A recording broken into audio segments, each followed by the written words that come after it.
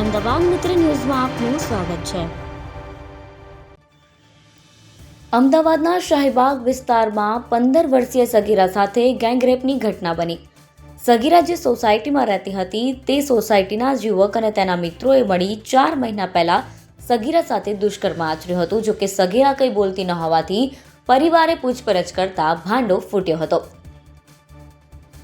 પોલીસે હાલ 4 યુવકો વિરુદ્ધ ગુનો નોંધી ધરપકડ કરી છે અને આ અંગે SC/ST સેલ દ્વારા તપાસ કરવામાં આવી રહી છે। ઉલ્લેખનીય છે કે આરોપી અક્ષય સાયકો કિલર વિપુલ સાથે બાઇક ચોરીના ગુનામાં સંડોવાયેલો હતો। બંને સાથે મળી બાઇક ચોરી કર્યું હતું, જેમાં પોલીસે અક્ષયની ધરપકડ કરી હતી, જે થોડા દિવસ અગાઉ જ જામીન પર છૂટ્યો હતો।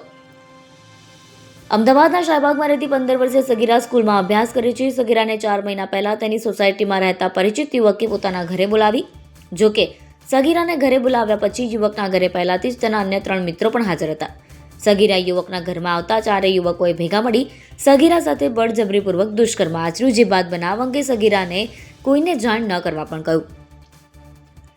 બનાવના દિવસથી સગીરા ગુમસુમ રહેતી હતી અને સ્કૂલે પણ નિયમિત જતી નહોતી।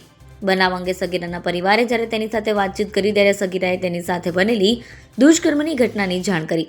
સગીરાના પરિવારે આ અંગે શાહીબાગ પોલીસ સ્ટેશનમાં યુવકો વિરુદ્ધ ફરિયાદ નોંધાવી।